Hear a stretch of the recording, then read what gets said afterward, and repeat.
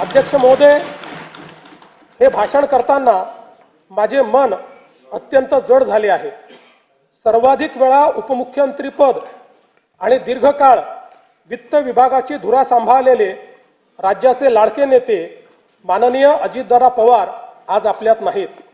त्यांच्या जाण्याने राज्याच्या सार्वजनिक जीवनात आणि प्रशासनात कधीही भरून न निघणारी मोठी पोकळी निर्माण झाली आहे। त्यांनी एकूण 11 वेळा राज्याचा अर्थसंकल्प मांडला।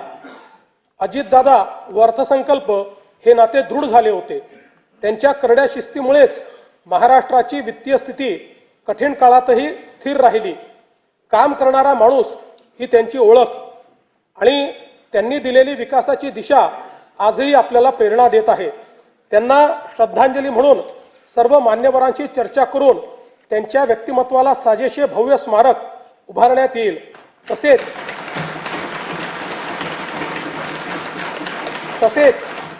त्यांच्या नावे गतिमान नागरी सेवा पुरस्कार देण्यात येईल असे मी जाहीर करतो। दिवंगत अजितदादांच्या स्मृतींना आजचा हा अर्थसंकल्प मी समर्पित करतो।